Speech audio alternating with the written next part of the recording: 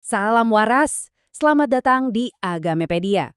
Tempat kita bakal mengupas tuntas berbagai agama dan kepercayaan dari seluruh dunia. Nah, hari ini kita akan menyelami salah satu aliran kepercayaan asli dari Indonesia yang sangat menarik dan penuh dengan sejarah, yaitu Sabta Dharma. Kita mulai dari sini ya. Ini adalah sebuah prinsip hidup atau sesanti yang indah banget. Ini tuh intinya ajaran Sabta Dharma. Dimanapun kamu berada, kamu harus selalu jadi penerang, menebar kebaikan layaknya matahari. Sebuah filosofi yang dalam ya. Oke, biar kita paham betul soal Sabta Dharma, perjalanan kita hari ini bakal dibagi jadi 5 bagian utama.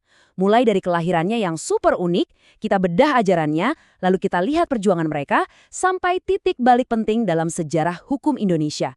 Dan terakhir, sedikit refleksi untuk kita semua. Oke, mari kita mulai ceritanya. Kisah Sabta Dharma ini unik banget karena nggak dimulai dari seorang nabi atau filsuf besar, tapi dari seorang juru cukur yang sangat sederhana. Namanya Hardjo Sapuro dari Pare, Kediri. Dan hidupnya berubah total pada satu malam di tahun 1952. Bayangin ya, dini hari tanggal 27 Desember 1952, Pak Hardjo Sapuro ini tiba-tiba merasakan ada kekuatan gaib yang mendorongnya untuk bersujud. Dia nggak bisa melawan. Nah, saat bersujud itulah beliau mendengar 3 kalimat ini di dalam batinnya, secara berurutan. Inilah momen lahirnya ajaran Sabta Dharma, benar-benar dari pengalaman spiritual langsung.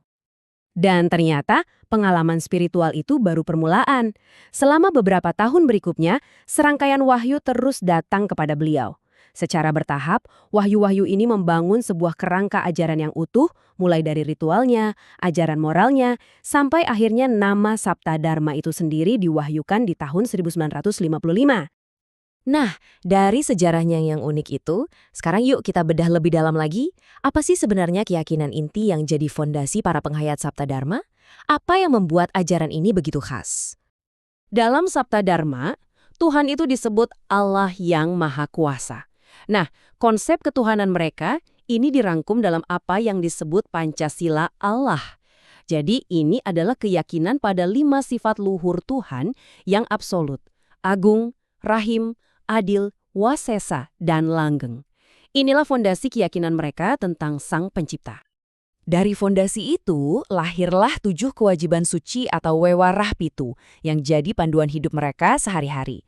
Coba perhatikan deh, ajarannya tuh seimbang banget. Nggak cuma soal hubungan kita sama Tuhan, tapi juga kuat banget penekanannya pada gimana caranya jadi warga negara dan anggota masyarakat yang baik. Nah, ini nih salah satu poin yang paling unik dari Sabta Dharma. Berbeda dari banyak agama lain, mereka itu nggak punya kitab suci, nggak ada nabi atau malaikat sebagai perantara. Mereka percaya kalau guru sejati itu ya rohani suci yang ada di dalam diri kita masing-masing. Jadi hubungannya bisa langsung dengan Sang Pencipta. Dengan ajaran yang begitu damai dan nasionalis, harusnya mereka diterima dengan baik kan? Tapi ternyata perjalanannya nggak semulus itu.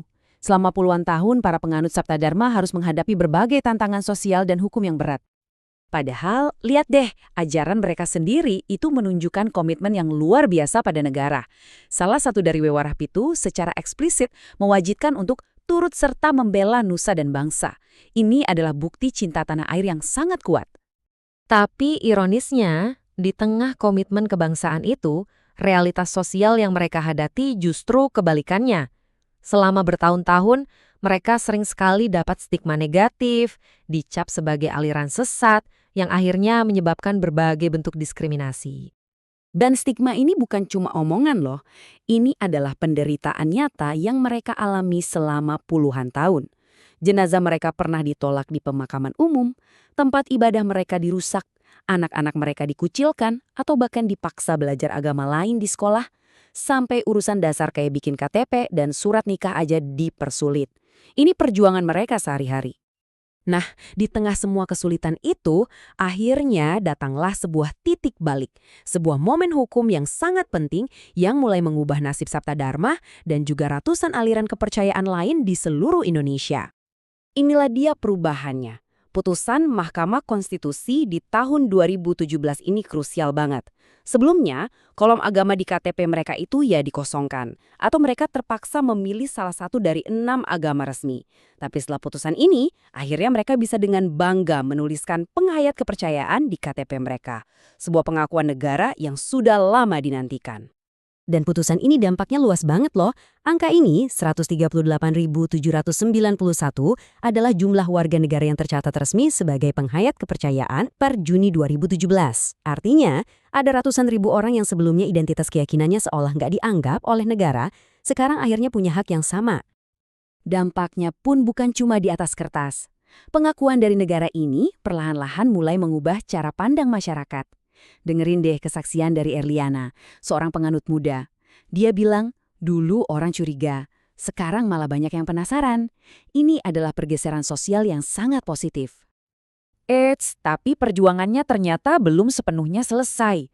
Meskipun payung hukumnya sudah ada, implementasinya di lapangan itu masih jadi tantangan. Contohnya kayak kasus di Kudus ini. Seorang siswa SMA memang diakui haknya untuk dapat guru penghayat, tapi fasilitasnya belum setara. Dia belum dapat ruang kelas. Nah, ini adalah babak perjuangan berikutnya, memastikan pengakuan di atas kertas jadi penerimaan yang nyata di lapangan. Oke, kita udah lihat sejarahnya, ajarannya, perjuangannya yang panjang, sampai babak barunya. Sekarang yuk kita ambil waktu sejenak untuk merenungkan apa sih artinya semua ini buat kita sebagai sebuah bangsa. Jadi inilah pertanyaan penutupnya buat kita semua. Aturan dan undang-undang bisa diubah, itu langkah besar. Tapi penerimaan yang tulus itu kan lahirnya dari hati, dari masyarakat. Jadi, apa yang bisa kita lakukan sebagai individu dan sebagai masyarakat untuk memastikan bahwa setiap warga negara, apapun keyakinannya, bisa bersinar seperti matahari tanpa rasa takut? Terima kasih sudah menyaksikan sampai selesai. Semoga wawasan dan toleransi kita bertambah. Sampai jumpa di pembahasan menarik lainnya.